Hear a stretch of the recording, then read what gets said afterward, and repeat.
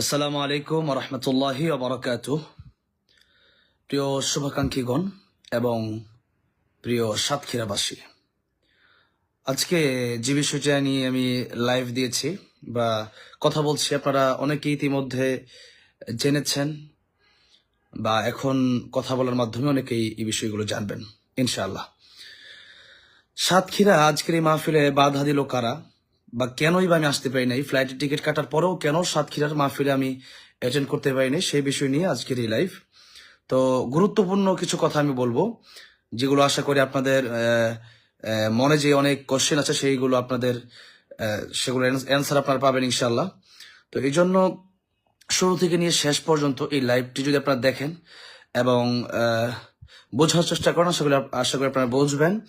এবং আরেকটা কথা হচ্ছে যে আপনারা এই লাইভটি আপনারা শেয়ার করবেন। যারা সাতক্ষীরার আমার অনেক শুভাকাঙ্ক্ষীগণ আছেন তারাও শেয়ার করবেন এবং যারা বাহিরে আছেন তারাও শেয়ার করবেন ইনশাল্লাহ। আশা করি অনেকেই এই বিষয়গুলো স্পষ্ট হবে যে সাতক্ষীরা আজকের মাহফিলও কেন যায়নি। এখন আসি আমরা মূল কথায়, যে সাতক্ষীরার বয়কট সাতক্ষীরা লেখার একটা গুঞ্জন একসময় উঠেছিল, যে লেখাটা আজকেও দিয়েছিলাম, এবং এটা ভিতরে মানুষ কত কষ্ট পেলে পরে দেয়। তবে আমার কথা হচ্ছে সারা বাংলাদেশের কোনো জেলা বাদ যাবে না, কোনো জেলায় বয়কট হবে না। এই বিষয় নিয়ে ফার্স্ট টাইম আমি কথা বলেছিলাম অনেক আগেই। এবার কথা হচ্ছে যে সাতক্ষীরা বেশ কিছুদিন আগে যে আব্দুল কাইয়ুম মিয়াজি সাহেবের সাথে যে ঘটনা ঘটলো, এই ঘটনা শুধুমাত্র জাস্ট এই ঘটনার কারণে আমি বলে প্রোগ্রামে বাধা দিল বা ওনাকে হেনস্থ করলো বা মারধর করলো, যার কারণে আমি আমার কথা এটা না। কথা হচ্ছে যে আমার ব্যক্তিগত প্রোগ্রামে কোনো ঝামেলা হলো কিনা, এটা প্রাথমিকভাবে দেখতে হবে। এখন প্রথম যে কথা সেটা হচ্ছে যে আমি এই বছরের শুরুতেই সাতক্ষীরা তালা থানাতে একটা প্রোগ্রামে গিয়েছিলাম। সেদিকে আরো প্রোগ্রাম ছিল পাইকগাছা, খুলনার কিছু বেশ একবার লাস্ট সাতক্ষীরাই বলা যেতে পারে। তো সেখানে যখন আমি গেলাম, যাওয়ার পর কি হলো, আমার গাড়ি তারা ভাঙচুর করলো এবং আমার আইফোন নিয়ে যাওয়ার চেষ্টা করলো তারা। দেখেন, এটা হচ্ছে এক। দ্বিতীয় কথা হচ্ছে আমি বলতেছি না যে সবাই একরকম, বাকি সাতক্ষীরা বিভিন্ন প্রোগ্রামে আমার সাথে যথেষ্ট আন্তরিক ছিল, ভালো ছিল। যার কারণে আমি প্রায় সময় বলি যে কিছু মানুষের জন্য পুরো গোষ্ঠীকে দোষ দেওয়া যায় না। যেমন একটা গ্রামের 5 জন দোষ করেছে, তার মানে 500 লোককে আপনি দোষী বলতে পারেন না। একটা জেলার 10 জন দোষ করেছে, তার মানে আপনি 10,000 লোককে দোষী বলতে পারেন না। এটা আমি 100%। তবে একটা কথা হচ্ছে যে যখন একটা জায়গায় বেশিরভাগ মানুষের সাথে ঝামেলা হয়, যেমন আমি এই বিষয়টা খোলাসা করতে যাচ্ছি যে এই সাতক্ষীরা প্রোগ্রামে শুধু আব্দুল কাইয়ুম মিয়াজি সাহেব নয়, আব্দুল কাইয়ুম মিয়াজি সাহেব ব্যাপার তো ভিন্ন। আমি আমার কথা বলি।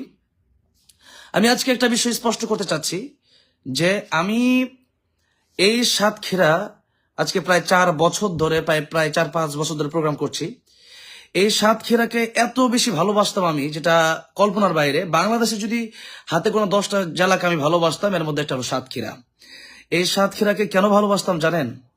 কারণ এই জেলাটা ইসলামী আন্দোলনের একটা ঘাঁটি। আমি এটা মনে করি যে জামাত ইসলাম বলেন অথবা ইসলামী আন্দোলনই বলেন, বাংলাদেশে এই সাতক্ষীরাতে প্রোগ্রাম করতাম, এত দূরে আসতাম, তার মধ্যে উল্লেখযোগ্য একটা কারণ হচ্ছে যে এই সাতক্ষীরার মানুষ ইসলামের জন্য তারা জীবন দেয়, ইসলামের জন্য তারা পাগল পাড়া।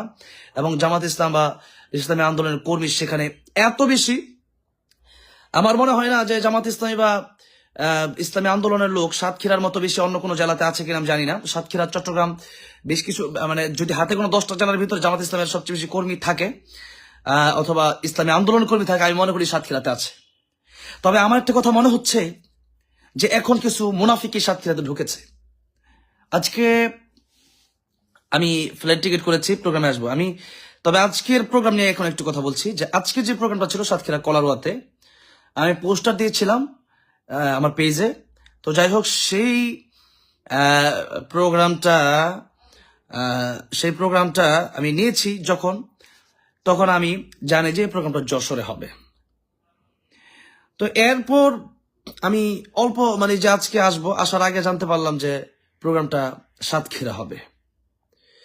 তো যাই হোক, যশোরের পরে হচ্ছে সাতক্ষীরা। তবে যশোর আর সাতক্ষীরার ভিতরে আমি যশোর যেরকম আমি আসছি, কখনো কোনোদিন ঝামেলা হয় নাই, খুব সুন্দরভাবে প্রোগ্রাম করে গেছি। আর সাতক্ষীরা যাওয়ার পরে যেমন আমার ঝামেলা হয়েছে, আমার গাড়ি ভাঙচুর করলো এখন আমার যে প্রোগ্রামটা ঝামেলা হয়েছিল সেই প্রোগ্রামে অনেক আগেই লাইভ দিয়েছিলাম বা বলেছিলাম, কথা বলেছিলাম। তো এখন যে প্রোগ্রামটা ঝামেলা হয়েছিল সেই প্রোগ্রামটা কেন ঝামেলা হয়েছে সেটা বলছি। একটা প্রোগ্রামে 8টায় আমাকে দিবে, সেই প্রোগ্রাম আমি 2টা প্রোগ্রাম রাখলাম। তো একটা প্রোগ্রাম থেকে 5,000 টাকা অ্যাডভান্স করলো। আমি সাতক্ষীরা আসবো, ঢাকা থেকে সাতক্ষীরা 5,000 টাকা অ্যাডভান্স মধ্যে আসবো। কিন্তু আজকের প্রোগ্রামের কথা বলছি না, এটা ওই যে যেই প্রোগ্রামে আগের বার ঝামেলা হলো ওই প্রোগ্রামের কথা বলছি। তো ওই প্রোগ্রামে আমি আসবো কিভাবে? সাতক্ষীরা তো গ্যাস নেই, এটা সিএনজি, আমাদের কাছে সিএনজি বা এলপিজি হয়। এলপিজি তো আমাদের সাধারণ সিএনজি বেশি হয়। তো এখানে আসতে তেল লাগে, তেলের তো 17,000 টাকা তেলই লাগে। এরপরে কথা হচ্ছে এখন, যাই হোক এরপর আসলাম। তো যে প্রথম যে প্রোগ্রামটা ছিল ওই প্রোগ্রামে টাইম হলো 8টায়, তারা দিল 10টায়। তো 10টা থেকে 11টা পর্যন্ত, 11:30 পর্যন্ত বয়ান শেষ করে, মানে এরকম হবে 11টা 11:30 আনুমানিক, কারণ এখন পরিপূর্ণ খেয়াল নেই। তো আচ্ছা মনে করেন যে 10টায় বয়ান দিল, তো 11টা পর্যন্ত করলাম। 8টায় দেওয়ার কথা ছিল, সেখানে 8:30 দিতে পারে, সেখানে 9টায় দিতে পারে। তো এখন যদি আরেকটা মাহফিল আছে সেখানে 10টায় বয়ান, এখানে 8টা থেকে 9:30। তো সেখানে দিল 10টায়।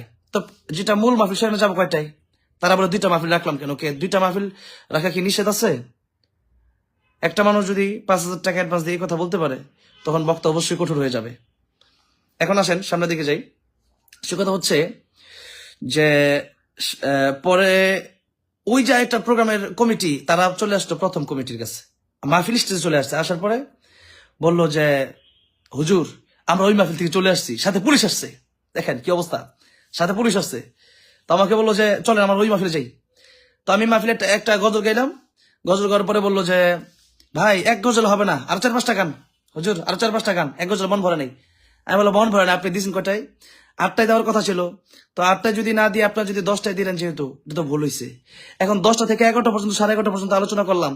এখন 11:30 পর আমি যেটা 10টায় আলোচনা করার কথা ছিল সেটা কি করবো? এখন 2টা-3টা মাহফিল লাগবো, সেটাও এক কমিটি মানে না। আবার এক কমিটি টাকা নেবো, সেটাও মানে বেশি করে টাকা নেবো, সেটাও মানে না। টাকার কথা বাদে দিলাম। একজন 5,000 টাকা দিয়েছে, সেটা কয় টাকাই দিছে, সেও রাগ করে কেন আরেক প্রোগ্রামে কেন আমি নিলাম। আচ্ছা যাই হোক, এরপর আমি বললাম না ভাই আর গজল গাইতে পারবো না, উঠে পড়ি গাড়িতে। আমি গজল না গিয়ে গাড়িতে উঠলাম কেন? একটা মাহফিলে 1 ঘন্টা ওয়াজ করার পর এরপরে কি বলে এটাকে, গজল গাওয়ার পর একটা গজল গাইলাম কেন, 4-5টা গাইলাম না, সেখানে গাড়িতে উঠলাম কেন? শুরু হলো হামলা, শুরু হলো হামলা এখান থেকে। এরপরে গাড়ি গেরাও, গাড়ি আমি নেবো কেমনে, গাড়ি নিয়ে বেরোবো কেমনে? যাই হোক, এরপরে গাড়ি নিয়ে বের হতে চাইলাম, বেরোতে দিল না, বরং ওই যে কমিটির লোকজন আসছিল মোটরসাইকেল নিয়ে বের হবে, তাদেরকে শুরু করলো ওরাদুর হামলা। মায়ের কাকে বলে? তো যাই হোক, আমি অবাক হলাম যে একটা পুলিশ একটা মাহফিল থেকে একটা মাহফিল আসলো, তাকেও হামলা করছে। এরপর আমার হাতে আইফোন, আমি কারোর সাথে যোগাযোগ করবো যে তার আইফোনটা নিয়ে যাওয়ার চেষ্টা করলো। মানে ডাকাত কাকে বলে, আইফোনটা নিয়ে যাওয়ার চেষ্টা করলো। যে যাই হোক, আমি বলছি না যে ওর জন্য সবাই খারাপ, এটা বলছি না। তো এরপরে পরের মাহফিলে গেলাম, সেই মাহফিলে বললো যে যা পারেন ওয়াজ করে না, ওয়াজ করে আসার সময় তখন কমিটি বললো যে আমরা খুব ভালো, এই সেই টাকা পয়সা একটা টাকা দিবে দূরের কথা, একটা টাকা মানে 1 টাকা দিল না। আমি বললাম ঠিক আছে, টাকা দেওয়ার দরকার নেই ভাই, জায়গা ভাই, টাকা দিয়ে কি করবো, জায়গা চলে গেলাম। তো চলে যাওয়ার পর আমি প্রশাসন মানে প্রথমে আসলাম থানায়।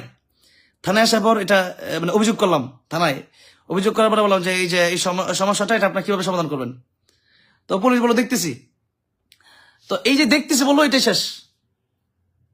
আজকে এরপর লাইভ দিলাম যে এটা একটা বিচার করেন, এই যে এটাই শেষ। এখন একটা কথা হচ্ছে যে আমি একটা কথা বলছি যে বক্তা যদি বাজেট করে, তখন এই বক্তার বাজেটের কারণে আপনারা বক্তাকে না নিয়ে আসতে দিতে পারেন। আপনার বাজেটের সমস্যা, ভালো লাগে তো নিয়ে আসবেন কেন? আর যদি বাজেট করেন তাই আইয়ুহাল্লাযীনা আমানু আউফু বিল উকুদ, তাহলে চুক্তি করছেন পুরো করেন। আর যদি না করেন না, আমি এই জন্য মাঝে মাঝে বলি যে আমাকে আপনার বাদ মাগরিব সময় দেন, আমাকে আমার মতো টাইম দেন, কিন্তু আমার মতো টাইম দেন না। টাইম হচ্ছে আপনার নভেম্বর, ডিসেম্বর, জানুয়ারি, ফেব্রুয়ারি লাগবে কেন? আপনি মসজিদের ভিতরে একটা দিনের দাওয়াতের প্রোগ্রাম করেন, আপনি সেটা করতেছেন না। আপনি আমাকে বাদ মাগরিব বিষয় দিবেন না, আপনাকে রাত 10টায় সময় দিতে হবে। তো বুঝেন বক্তারা কেন কঠোর হবে না, বক্তারা কেন বক্তাদের মতো আপনাদের মেনে নেওয়া লাগবে? আপনারা এই 4 মাসের প্রোগ্রাম নিতে চাচ্ছেন। আচ্ছা এবার আসি, আমাকে অনেকে বলছে যে আব্দুল কাইম মিয়াজির কারণে আমি সাতক্ষীরা বয়কট করেছি। না, আব্দুল আমিন সাহেব, মাওলানা আব্দুল আমিন সাহেব আমাদের খুব ঘনিষ্ঠ, আমাদের খুব ভালোবাসার। তিনি আসছেন, তিনাকেও পুলিশ দিয়ে মানে ধরায় নানান রকম হেনস্থা করা হয়েছে। এম হাসিবুর রহমান সাহেব আসছেন, ওনাকেও নানান ধরনের হেনস্থা করা হয়েছে। এরকম অসংখ্য ঘটনা সাতক্ষীরাতে ঘটেছে, যার কারণে এত পরিমাণ ঘটনা ঘটার কারণে কিন্তু পরে কষ্টে এটা লিখছি সাতক্ষীরা বয়কট। তারপরে আমি আজকেও লিখে দিছি সাতক্ষীরা যাবো না ইনশাল্লাহ, আল্লাহ যতদিন চাই। তবে শেষ কথা, এটাই হচ্ছে আমার শেষ কথা, শেষ 2-3টা কথা বলবো। এটা হচ্ছে একটা, সেটা হচ্ছে আজকের এই সাতক্ষীরা কলারোয়া মাহফিলে আমি ফ্লাইটের টিকিট করলাম, 2 জনের টিকিট করলাম 9,000 টাকা 2টা টিকিটের দাম। আমি কিন্তু সে টাকা রাখি না, তারা 20,000 টাকা অ্যাডভান্স করলে অ্যাডভান্সটা পাঠিয়ে দিলাম। এখন কথা হচ্ছে যে টিকিটের টাকার পর্যন্ত আমি রাখি নাই। কেন? যে আমি মাহফিলের, আমার একটা নিয়ম হচ্ছে, মাহফিল না গেলে মাহফিল অ্যাডভান্স করে মানুষ ভাড়ার জন্য টাকা দেয়, যায় গাড়ি ভাড়া, তো সেই টাকাটা আমি কিন্তু রাখি না, অথবা পুরো টাকা দিলে পুরো টাকা আমি পাঠিয়ে দিই। এখন কথা হচ্ছে যে সাতক্ষীরা আজকের মাহফিলে না যাওয়ার সবচেয়ে বড় কারণ হচ্ছে, সাতক্ষীরাকে আমি ভালোবাসি যে একটা কারণে, আজকে থেকে ঘৃণা করি আরেকটা কারণে।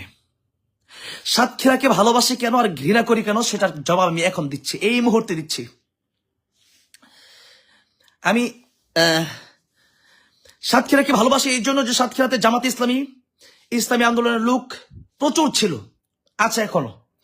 তবে একটা কথা হচ্ছে, সাতক্ষীরাতে কিছু নামধারী ভণ্ড সিন্নিখুর, কিছু বেদাতি, কিছু মাজার পূজারি, খাট পূজারি আছে, বাবা পূজারি আছে, বাবার পা পূজারি আছে, শিরিক, যারা শিরিক দিয়ে দেশটাকে চালায়, এরকম কিছু ভণ্ড আছে যারা আজকে আমার বিরুদ্ধে পোস্ট করলো। কি পোস্ট করলো? যে সাতক্ষীরা সে আসবে, দেখে নিব। একটা মানুষ একবার বয়কট করে আবার ফিরেও আসতে পারে। কেন ফিরে আসতে পারে? যেরকম আমি ফিরে আসবো, আমি সাতক্ষীরা বয়কট করেছি, তবে ফিরে আসবো সেদিন যেদিন এই কঠোরপন্থী, এই আলেম বিরোধী, এই সিন্নিখুর, এই বেদাতীদের বিচার হবে, সেদিন আমি আসবো ইনশাল্লাহ। আপনি বলতে পারেন যে তোমার সাতক্ষীরা আসার দরকার নাই, না আসলে নাই। হ্যাঁ, আমি কোথায় যাব না যাব আমার রিজিক তো আল্লাহ লিখে রেখেছেন। তবে সাতক্ষীরাকে ওয়াল্লাহি বিল্লাহি তাআলা আল্লাহর কসম করে বলছি, সাতক্ষীরাকে আমি বাংলাদেশের 10টা ভালোবাসার জেলা থাকলে এটা আমার একটা ভালোবাসার জেলা ছিল। এই সাতক্ষীরাকে আমি ডাইরেক্ট বয়কট তখনই করেছি যখন দেখলাম এতগুলো ঝামেলা হওয়ার পরে একটার বিচারও কোনো থানা থেকে করা হলো না, একটা বিচারও কোনো আলেমরা করলো না। আজকে আমি মাহফিলে আসবো, মাহফিলে বাধা দেওয়ার জন্য মনে করেন একটা গ্রুপ, 50 জনের একটা গ্রুপ তৈরি হয়ে গেছে, গাড়িতে হামলা করবে, আমাকে হামলা করবে। অথচ তারা যখনই আমাদের মাহফিল কেন্দ্রিক এমন কোনো ঝামেলা হয়, তখন এটা সমাধানের জন্য কাউকে পাওয়া যায় না, এই গ্রুপ পাওয়া যায় না। গ্রুপ পাওয়া যায় কোন জায়গায়?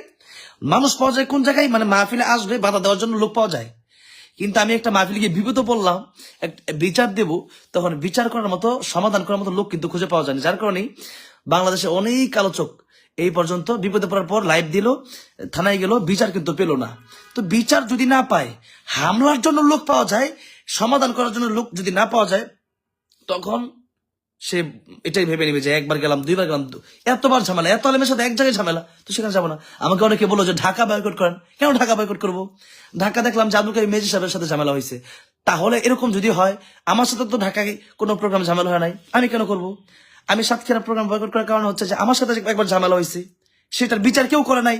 সাতক্ষীরাকে আমাকে তোমাকে এত ভালোবাসতাম, এত ভালোবাসি, তুমি সাতক্ষীরাকে বয়কট করলাম মানে কি? আর আমাকে এত ভালোবাসেন, ওই যে তালাতে যে বিপদে পড়েছিলাম, ওই বিপদের সময় তো একটা মানুষ আমার পাশে সাহায্য করতে এগিয়ে আসেন নাই। আজ থেকে প্রায় 1 বছর আগে আমাকে বলেন পাশে আছে, কই পাশে আছেন? আমাদের দেশের ভিতরে সমস্যা হলো হুজুরি বাঙালি বেশি।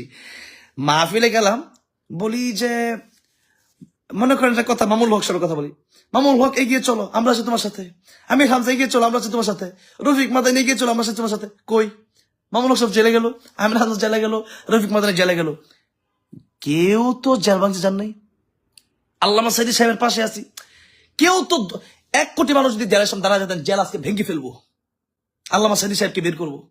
কই? কেউ তো বের করতে পারলেন না। তার মানে আমরা মুখে যত বলি উড়াই, লিখে ফেসবুকে লিখে যত বলি উড়াই, এগুলো কিন্তু আমাদের বাস্তবতা না, আল্লাহি আমাদের বাস্তবতা না। আচ্ছা, যাই হোক, তো আজকের এই মাহফিলে আমি আসতে পারলাম না। আমি আন্তরিকভাবে দুঃখিত এই জন্যই যে আপনারা এই সন্নি নামের ভণ্ড যেগুলো দেখায় সন্ন্যত, তা আসলে ভণ্ডামি করে। এদেশে এই মাজার পূজারীরা চায় না যে আমি এমনি জাদুতে আক্রান্ত, এরপরে এই মাজার পূজারীরা চায় না যে আমি মাহফিলগুলো করি। আজকে যে আমার বিরুদ্ধে পোস্ট দিল সাতক্ষীরায়, কারা দিল বলেন? আমি কমিটির কাছে পোস্ট দিয়েছি, যে কারা দিয়েছে, মানে সিন্নিখোররা এবং মাজার পূজারীরা দিয়েছে। এখন আমার শেষ কথা হচ্ছে যে সেদিন আমি সাতক্ষীরা আসবো ইনশাল্লাহ। যেদিন এই সিন্নিখুর, এই বেদাতিরা, এই ভণ্ডগুলো সাতক্ষীরা থেকে বয়কট হবে ইনশাল্লাহ। আমি সাতক্ষীরা বয়কট করছি সেই পর্যন্ত যেই পর্যন্ত আন্দোলনের কর্মীরা এই সিন্নিখুরদের বিচার করবে না। যেদিন থেকে বিচার কায়েম হবে সাতক্ষীরায়, সেদিন থেকে অবশ্যই আমি সাতক্ষীরা আসবেন। সাতক্ষীরা কেন, সারা পৃথিবীতে আমি করবো। কারো বাপের ক্ষমতা নেই যে আমাকে ঠেকাবে, কারো বাপের ক্ষমতা নাই। আজকে আসি নাই কেন? এই জন্যই আসি নাই যে আমি মনে করেছি আমার জীবনের দাম বেশি, আমার আরো প্রোগ্রাম আছে, আরো মাহফিল আছে, আরো কথা বলতে হবে, আরো অনেক কথা বলতে হবে, সেখানে আমি যাবো, সেই জন্য আসি নাই। আমি হুঁশিয়ার থাকা তো আমার দরকার। তবে কথা হচ্ছে একদিন না একদিন সাতক্ষীরা আমি আসবো ইনশাল্লাহ। সেদিন সাতক্ষীরা আমি ইতিহাস তৈরি করবো ইনশাল্লাহ। বাংলার জনগণকে আমি সেদিন দেখিয়ে দেবো ইনশাল্লাহ। সাতক্ষীরা আমার পা পড়বে ইনশাল্লাহ। তবে সেটা হবে এই ভণ্ড বেদাতি, এই শুধুমাত্র নামে সুন্নি, এই মাজার পূজারীদের বিচার হওয়ার পর আমি এই সাতক্ষীরা আসবো ইনশাল্লাহ। ইসলামী আন্দোলনের কর্মীরা আমাকে সাতক্ষীরায় নিয়ে যাবে ইনশাল্লাহ। এদেশে আমি সাইদি সাহেবের জন্য এবং জামাত ইসলামী এবং বাংলাদেশ ইসলামী আন্দোলনের মানুষদের জন্য সাতক্ষীরা আমি এসেছি এতদিন, এখনো সাতক্ষীরাকে ভালোবাসি, আগামীতেও আসবো। সাতক্ষীরার বয়কটের কথা আমি শেষ মুহূর্তে আবার বলছি।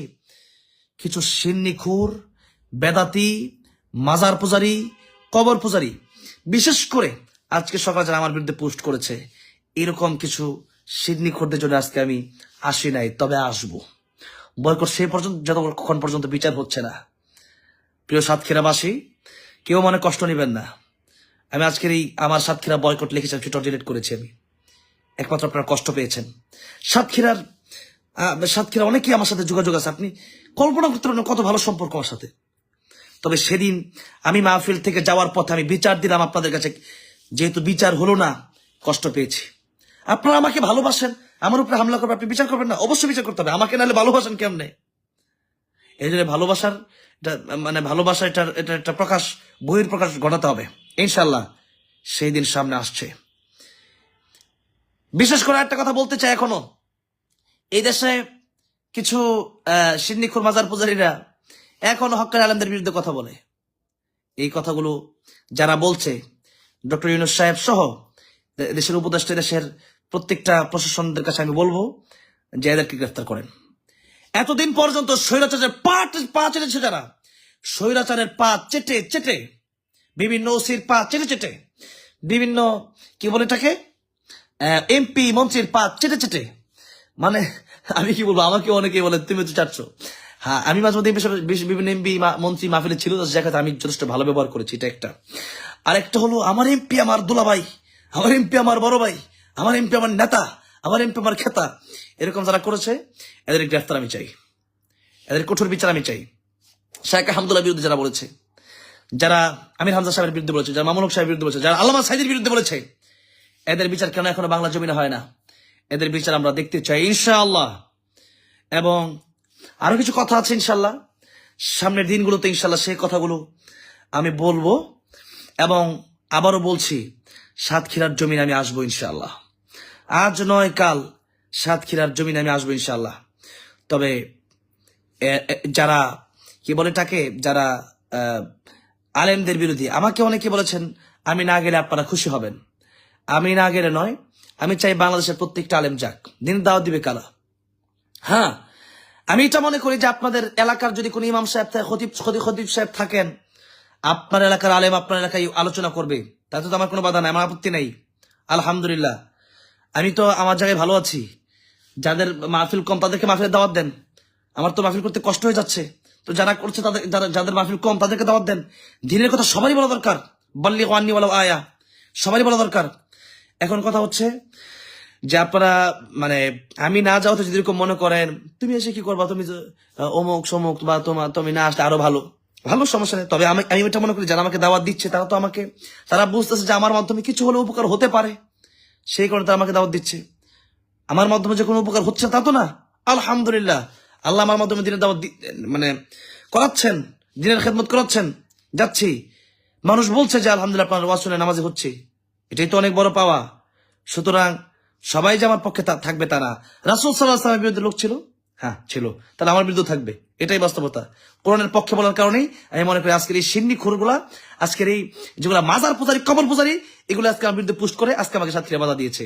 তবে সাতক্ষীরার জমিনে আমি পা রাখবো, এবং এই সাতক্ষীরার জমিনেই ইনশাল্লাহ বাংলার জমিনে একদিন না একদিন এই মাজার পূজারি, এই ভণ্ডদের বিচার এই দেশে হবে ইনশাল্লাহ।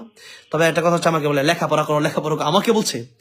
আমি মাস্টার্স কমপ্লিট করে আমি এখন একটা মাদ্রাসার চেয়ারম্যান, আমাকে বলছে লেখাপড়া কর, লেখাপড়া। আরে বাবা, কত যুবক সাহাবায়ে কেরাম রাদিয়াল্লাহু আজমাইন, তারা 18 বছর 19 বছর বয়সে তারা ইসলামের দাওয়াত দিয়েছেন, আর আমার বয়স 24, আমার বয়স 24 বছর, আমাকে বলছে লেখাপড়া, লেখাপড়া। কি লেখাপড়া করবো? আমি কি লেখাপড়া করতে মরেই যাবো আর দাওয়াত দিব না? হ্যাঁ, যা পড়বো তা মানুষকে শোনাবো, তাই দাওয়াত দিব। আমি একটা হাদিস পড়েছি, মনে করেন যে আমি পড়লাম যে একটা নামাজের হাদিস পড়লাম, কিয়ামতের মধ্যে সর্বপ্রথম নামাজের হিসেবে হবে। তো এটাই আমার কথা হচ্ছে, এটাই আমি দাওয়াত দেবো।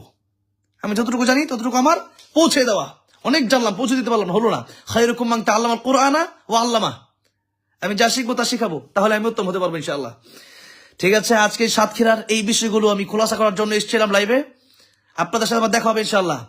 প্রিয় সাতক্ষীরাবাসী, একদিন খুব, আমি মনে করি খুব অল্প সময়ের ভিতরেই আমি সাতক্ষীরা আসবো ইনশাআল্লাহ। বাধা দেওয়ার মতো ক্ষমতা কারো নাই। আমি বয়কট সাতক্ষীরা বলেছিলাম, অনেকেই রাগ করেছে। আমি তাদের কথাই আমি বলছি, আপনারা দোয়া করেন সাতক্ষীরা বয়কট, এই কথা আমি ফিরিয়ে নিলাম। ফিরিয়ে নেওয়ার কথাও আছে কিন্তু। তবে কথা হচ্ছে, বয়কট সাতক্ষীরা বলেছিলাম একটা কারণে, সেটা আপনারা জানেন না। বয়কট সাতক্ষীরা বলেছিলাম এই কারণে, মাজার পূজারি, খাট পূজারি, কবর পূজারি, নামধারী সুন্নি এবং যারা হক্কানি আলেমদের বিরুদ্ধে করে, তাদের জন্যই। তারা আজকে খুব খুশি হয়েছে। আবার যেদিন তাদের বিচার করতে পারবো এই কবর পূজারি, এই নামধারী সুন্নি ভণ্ডদের, সেদিনে আবার সাতক্ষীরা আমি ঢুকবো ইনশাআল্লাহ।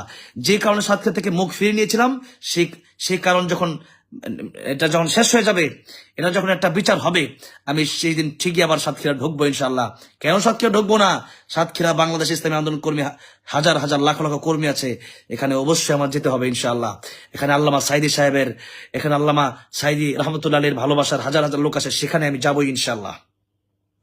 এই জন্য কেউ মন খারাপ করবেন না, কেউ মন খারাপ করবেন না। আমার শুভাকাঙ্ক্ষীরা মন খারাপ করবেন না ইনশাআল্লাহ। আমি আসবো সাতক্ষীরা ইনশাআল্লাহ, আজ নয় কাল। তবে যে কারণে আসতে পারিনি, সকাল থেকে এই পর্যন্ত প্রচুর পরিমাণে একটা গ্রুপ, ওই সিন্ডিখোরের গ্রুপ, ওই মাজার পূজারি, ওই কবর পূজারি গ্রুপগুলো আমার বিরুদ্ধে লেগেছে। আমি যেন না আসতে পারি, আমি না আসতে পারলেই তো তারা তাদের সিন্নি খাওয়াটা চালু করতে পারবে, কবর পূজা চালু করতে পারবে, শিরিক চালু করতে পারবে, ভণ্ডামি চালু করতে পারবে। কারণ আমি তো শিরিকের বিরুদ্ধে বলি, আমি তো ভণ্ডামির বিরুদ্ধে বলি, আমি তো কোরআনের পক্ষে বলি। সারা জীবন বলে যাবো ইনশাআল্লাহ। এই জবান কোরআনের পক্ষেই থাকবে সারা জীবন ইনশাআল্লাহ। ইনশাআল্লাহ 1 সেকেন্ড কোরআনের বিরুদ্ধে যাবে না। কোনো জেলা, কোনো থানা, কোনো গ্রামকে টার্গেট করে কোনোদিন কথা হবে না ইনশাআল্লাহ। যখন ভয় করে বলেছি, কারণ বুঝতে হবে আপনাদের। সাতক্ষীরায় কোনো ঝামেলা হলে তখনই গিয়া প্রতিবাদ করতে হবে। একটা আলেমে একটু দোষ থাকতেই পারে, বা বড় দোষ থাকতে পারে, সেটার জনগণ সে আলেমকে কষ্ট দিতে পারে না। অবশ্যই সেটা বিচার হওয়া দরকার ছিল। আব্দুল কাইম মেজর সাহেব বলতে, আব্দুল্লাহ আমিন সাহেব বলতে পারেন, এম হাসিবুর রহমান সাহেব বলতে পারেন, বা আমার বেলায় বলতে পারেন। একটা বিচার তো হয় নাই, কষ্ট পেয়ে সেই কথা লিখেছিলাম, সেই কথা ফিরিয়ে নিলাম। আজ লাইভের মাধ্যমে বয়কট সাতক্ষীরা কথা ফিরিয়ে নিলাম। আমি সাতক্ষীরা আসবো ইনশাআল্লাহ, কোরআনের দাওয়াত দিতে আসবো ইনশাআল্লাহ।